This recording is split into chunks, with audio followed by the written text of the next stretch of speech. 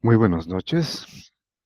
Tenemos hoy la lectura de la liturgia de la palabra del día 15 de julio, lunes, de la decimoquinta semana del tiempo ordinario en el ciclo B. Bueno, como de costumbre, iremos a nuestro misal. Sal, bueno, que lo tenemos ya en la página. Esperemos que esté disponible en este momento.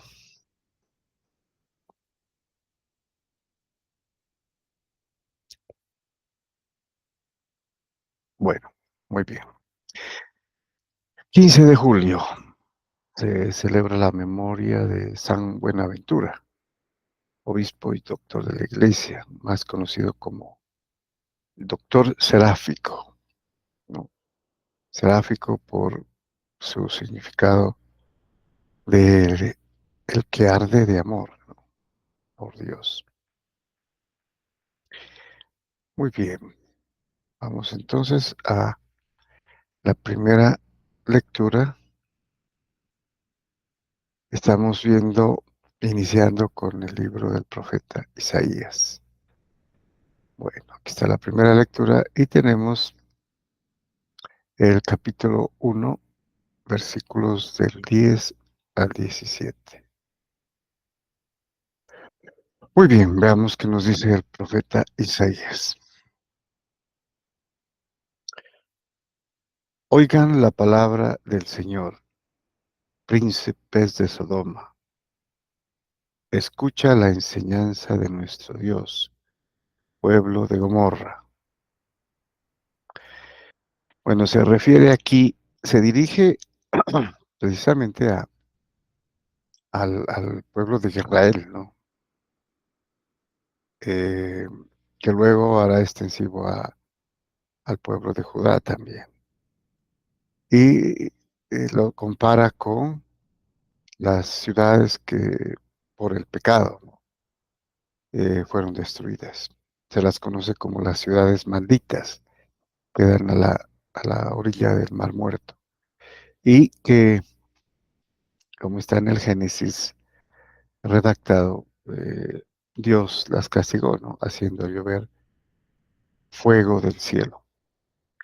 Entonces, obviamente, eso era castigo, ¿no? Castigo a la depravación a la que había llegado el hombre en esa época.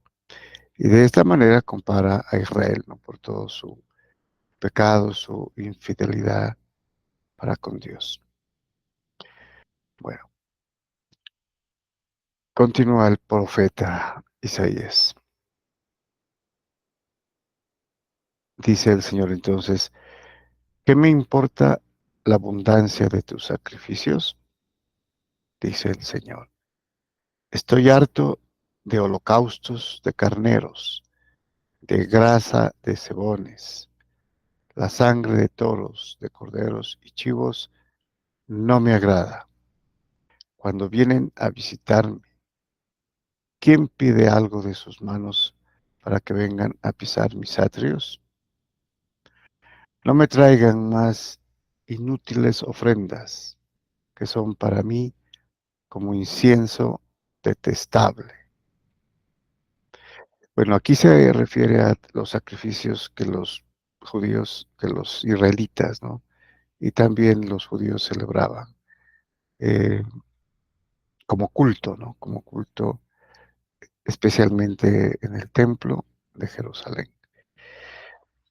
Y obviamente que los detesta el Señor porque se hacen pues el, eh, sin la acción o las obras que eso amerita, ¿no? O sea, solamente se hacen externamente, ¿no? Y no se hacen desde el corazón, ¿no? Como, digamos, coherencia con el actuar de los mismos. Entonces, celebraban este culto como obligación, pero su corazón estaba lejos del Señor. Hacían cosas detestables para Dios. Entonces lo vamos a ver acá, en los sacrificios de animales, ¿no? Luego continúa diciendo, novilunios, sábados y reuniones sagradas, no soporto iniquidad y solemne asamblea. O sea, no se puede mezclar, ¿no? Los, las solemnidades, las fiestas. Por ejemplo, los sábados, que para los judíos eran sagrados, era una fiesta sagrada de descanso, ¿no? De precepto. Y lo mismo el primer día del mes, ¿no? Los novilunios, es precisamente la luna nueva, las reuniones y las asambleas. Entonces, además de los sacrificios, todo estas, ¿no? Y continúa diciendo, sus novilunios y solemnidades los detesto. Se me han vuelto una carga que no soporto más. Cuando extienden las manos, me cubro los ojos. Aunque multipliquen sus plegarias, no las escucharé. Sus manos están llenas de sangre. Eso es lo que hacían en las fiestas, ¿no? Hacían el gesto o el ritual de alargar las manos para dar culto, ¿no? Especialmente en lo que se llamaba la toda, o sea, el culto o el sacrificio, la alabanza, ¿no? Los cánticos de, de acción de gracias. Entonces sus manos están llenas de sangre. Y a continuación del reproche les dice, lávense, purifíquense, aparten de mi vista sus malas acciones. Dejen de hacer el mal, aprendan a hacer el bien. Busquen la justicia, socorran al oprimido, protejan el derecho del huérfano, defiendan a la viuda. Veíamos en una lectura anterior que los judíos pues explotaban a los más pobres, ¿no? Eran eh, no solamente explotados, ¿no? Sino menospreciados. Y, y por eso no está acorde, ¿no? Lo que ellos celebran, ¿no? La liturgia en el templo con lo que ellos hacen en la vida real. Entonces es algo muy externo a su actuar en la vida real. Muy bien, vamos al Salmo responsorial. Entonces tenemos en esta oportunidad el Salmo 49, eh, cuyo responso es, al que sigue buen camino, le haré ver la salvación de Dios. Nos dice el salmista, no reprocho tus sacrificios, pues siempre están tus holocaustos ante mí, pero no aceptaré un becerro de tu casa, ni un cabrito de tus rebaños. ¿Por qué recitas mis preceptos y tienes siempre en la boca mi alianza? Tú que detestas mi enseñanza y te echas a la espalda mis mandatos. Eso haces y me voy a callar. ¿Crees que soy como tú? Te acusaré, te lo echaré en cara. Esto hace Dios, ¿no? Eso les dice Dios precisamente. Lo mal, lo malo que hacen, ¿no? Las malas acciones, que no es acorde con lo que ellos celebran. Y por eso les echa en cara, pues, todo esto. Y a continuación dice, el que me ofrece acción de gracias, ese me honra. Al que sigue buen camino, le haré ver la salvación de Dios. Es un versículo mesiánico también, ¿no? De profético de lo que va a suceder con la venida del Mesías, ya en el Nuevo Testamento. Entonces, el que me ofrece acción de gracias era un sacrificio que se hacía quemando panes ácimos, ¿sí? Y tortillas amasadas con aceite, ¿no? Que es diferente a los sacrificios de animales. Entonces se hacían, se llamaba la toda acción de gracias, ¿no? Y también se cantaba, se extendían las manos, ¿no? En acción de gracias. Entonces, pero este es importante porque es el sacrificio que luego se llamará Eucaristos, ¿no? Del griego, que como les decía en el hebreo es la toda es acción de gracias, o yada, que es la acción de eh, dar gracias, ¿no? Con la mano. Entonces, yada y la toda acción de gracias, sacrificio de acción de gracias. Ese me honra, dice, ¿no? Que también es alabanza, cántico.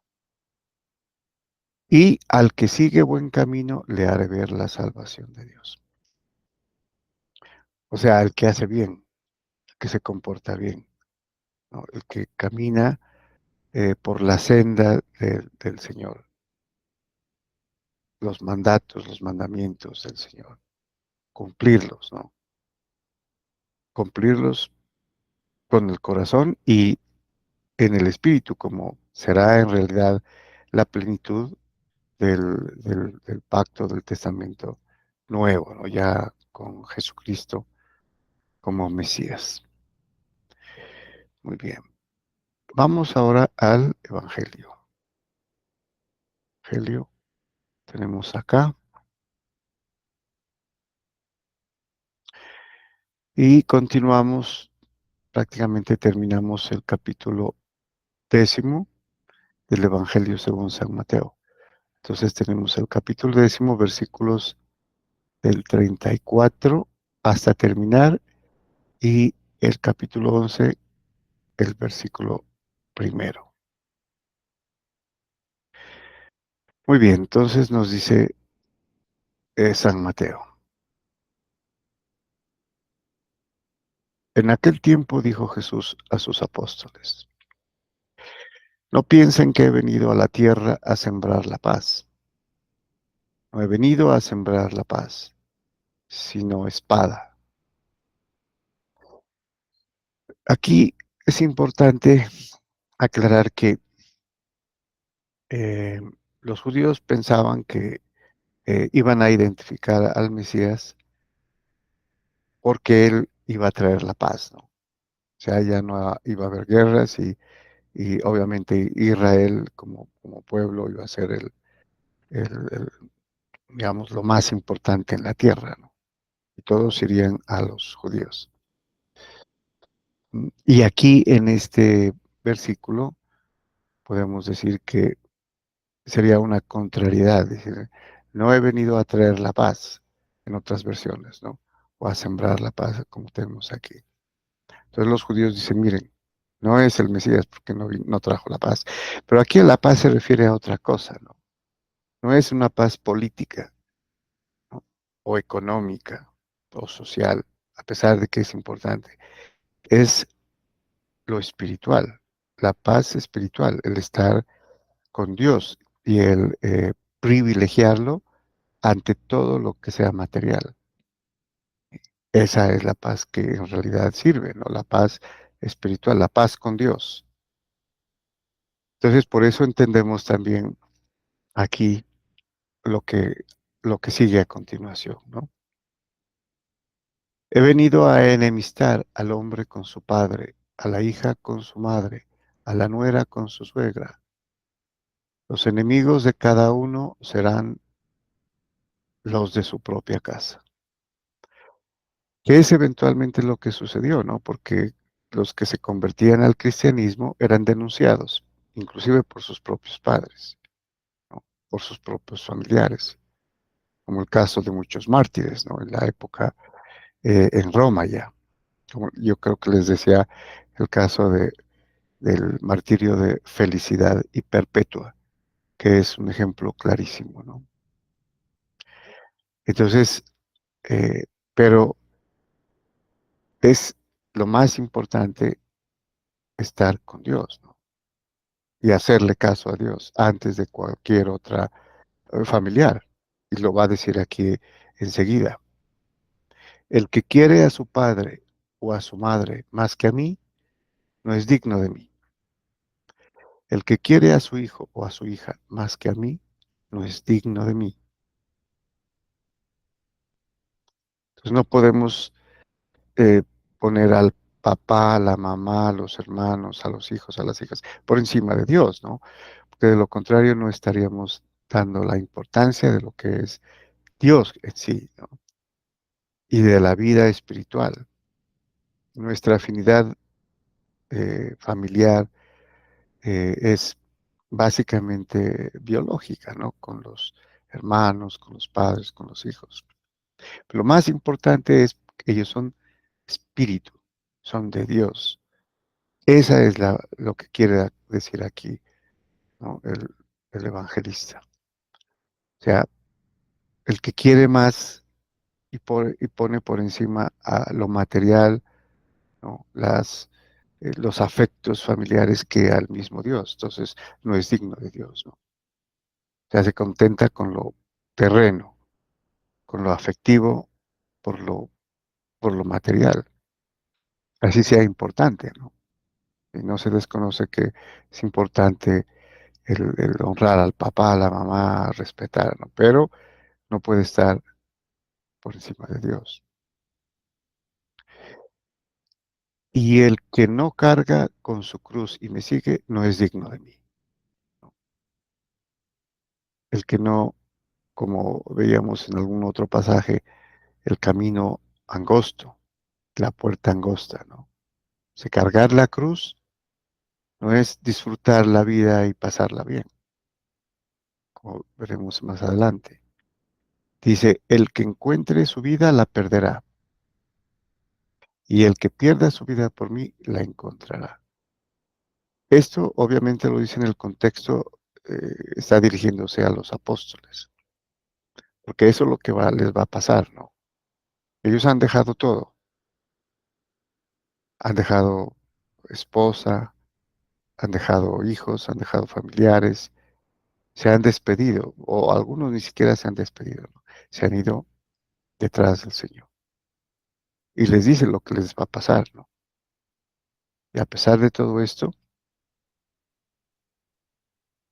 ellos no niegan o no dejan al Señor.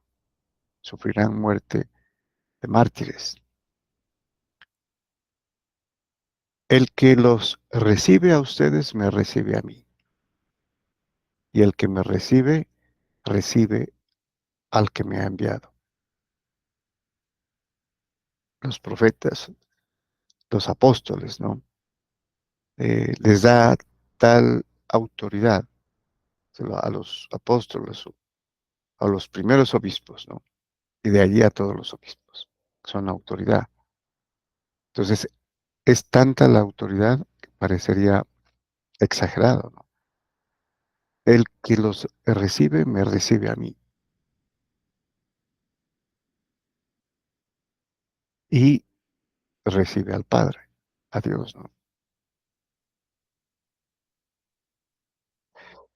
El que recibe a un profeta porque es profeta tendrá recompensa de profeta. Y el que recibe a un justo porque es justo tendrá recompensa de justo. El que dé a beber, aunque no sea más que un vaso de agua fresca, a uno de estos pequeños, solo porque es mi discípulo, en verdad les digo que no perderá su recompensa. Entonces, todo lo que se hacía, ¿no? Cuando los apóstoles llegaban y cuando hoy también, ¿no? Eso, porque eso también aplica a nuestra época, a toda la época, ¿no? A la que viene, por los siglos de los siglos. Habrán apóstoles, que son los obispos, ¿no?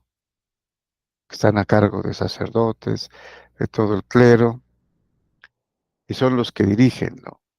Y son los que enseñan a través de la iglesia.